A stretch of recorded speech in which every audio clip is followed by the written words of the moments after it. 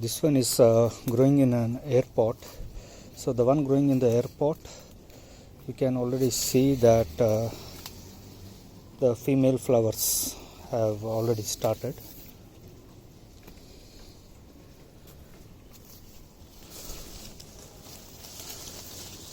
So this is Dolichos Semperli. So all of these are growing in grow bags, just like my rest of my garden.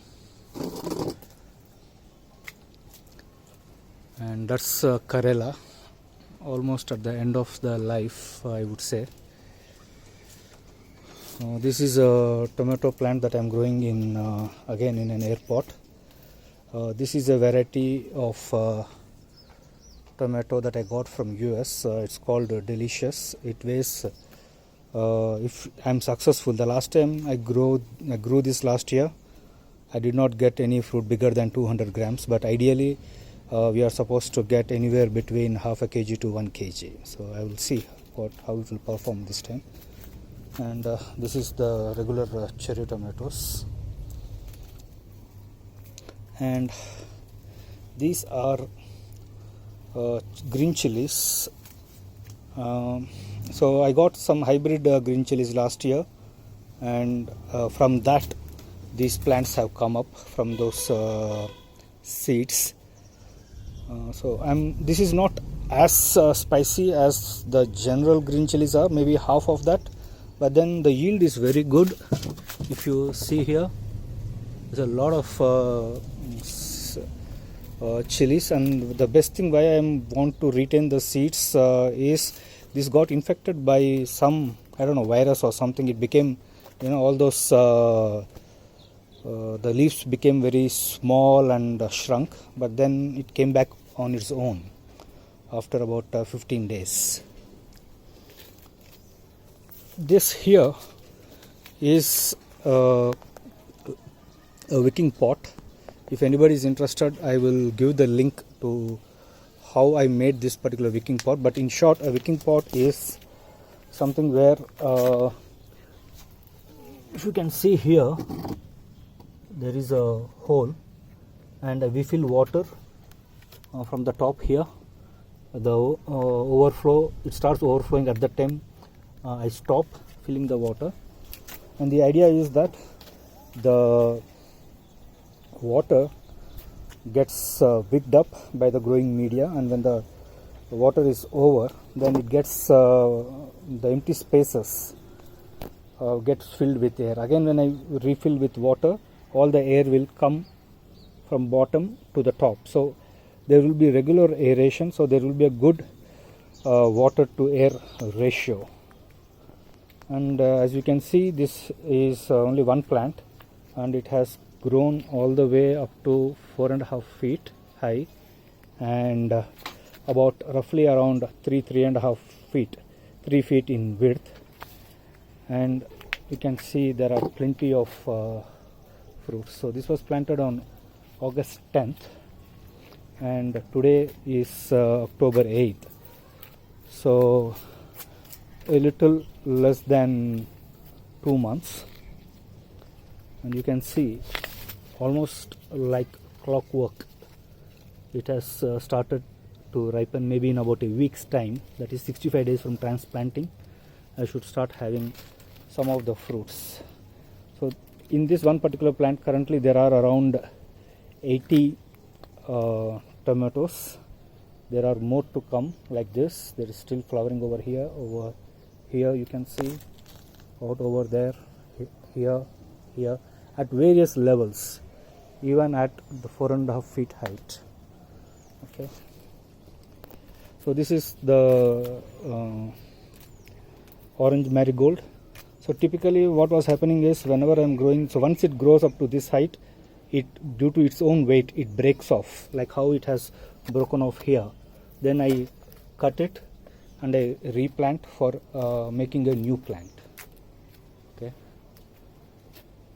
so this again is a tomato plant, but here I'm growing it in an air pot, but there are two plants in this. So there are two plants over here, and you can see one of the plants got infected. I don't know if it's a virus or what it is. This is the Arka Rakshak variety, so it is supposed to be resistant. And surprisingly, what I have noticed is, even though this plant is stunted and it got infected, the plant that is sharing the same pot is doing well. Okay, this is fig that I transplanted on August 8th, and it has grown so well. You can probably see with respect to my hand how big it is. Maybe it's maybe all figs are like that, but this is the first time I'm growing fig. This is ginger, and I am growing it in a laundry basket with some cloth lining the basket. It's an experiment to see if I can make my own air pot. Right, so hopefully the air pruning will induce more rhizome growth. Yeah, so this is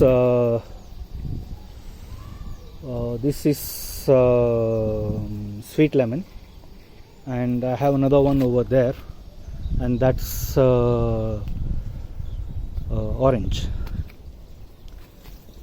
This one, again, I have planted it on August 8th, so exactly 2 months since I brought it from a nursery, and you can see, at least I am very happy that there are so many flowers. At least some of them will become fruits, hopefully.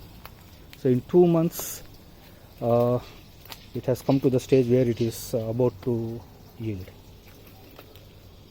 Okay, I don't have enough space to go back, but this is double beans, and so I got this from one of my WhatsApp group members. So I am growing. So this, you can see, is also like a green wall, right? So they are all growing in grow bags. I feed hydroponic nutrients to this, and I don't have any problem giving hydroponic nutrients. The only thing I try to avoid is I don't use any chemical pesticides. This is colocasia. Again, I am growing it in a laundry basket, simulating a homemade air pot. Need to see how well it is going to work. This one is 2 years old, transplanted on October 2nd, 2018, and this is the first custard apple that is this big. It's I'm not able to cover it. This must be weighing around 400 grams, but there are not many. Okay, there are only about 6 or 7 of them, 6 of them right now on this plant. This is sunflower. Again, I have put it just to see if it will attract any pollinators. So here is one long brinjal, and there's another one over here and another one over here, and all of these brinjals have to go through the stress of brinjal fruit and shoot borer. This one is a tomato that I am growing in a regular grow bag, a polythene grow bag. It's not doing that great, but okay, there are about 25 to 30 fruits in this, plus another 20 odd. So this grow bag currently has around 45 to maybe 50, maybe around 50 fruits in it. This is apple bear. So last year I got around 3 within 1 year. So this also was planted in 2018 October. I got about 200 to 250 apple bear last year. I don't know how many I'm going to get this year, but then I can see that there is mealy bug infestation. So I was using Verticillium licani so to control it. I don't have it right now. I have the old stock, so I don't know if it will work this time. Out here you see is broccoli in the back. I had one broccoli each from each of those grow bags, but people told me, this is the first time I'm growing it, people told me that broccoli continues to yield 4 to 5 times, but I did not have that kind of success, so I'm going to remove it. This is a Dutch bucket mechanism where I am growing okra. So I have 8 such Dutch buckets where I am growing okra, and about 3 in the regular grow bags. On an average, I get around 250 grams of okra every day. So how this works is, this is a Dutch bucket. Primarily it's water from the top, then the water goes through this drip pipe back into the reservoir, and then every 2 hours it gets pumped in. So right now I don't have the pumping setup done. I will probably do it this weekend.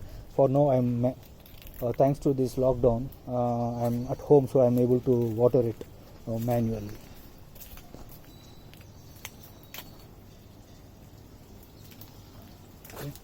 So I am experimenting with Dutch bucket. So that particular this one out here is with perlite, whereas this is with hydrotron. You can actually see some roots. I don't know, maybe not in this one, but in some of the other plants you can see. And that's with vermiculite and coco peat. So just trying to see which one works well, and so far I see that there is no difference whether I am growing it in vermiculite, perlite, hydrotron, which is the light expanded clay, or coco peat. All of them seem to be doing pretty much the same. Okay, here what I have is a aero tower that I got from I ordered it from a company called Redon Grow. I am not really happy with the performance. A lot of design issues. Water keeps leaking, and then I can see, you probably can see this algae formation, but it really is good for rooting. So this is about 11 days since I planted it, put it in this aeroponics tower, and you can already see that it has rooted well. Okay. It's also good for herbs, but then you don't need such expensive equipment, right? So this is so that's cilantro, and so that's about it. Yeah, so a quick 360-degree view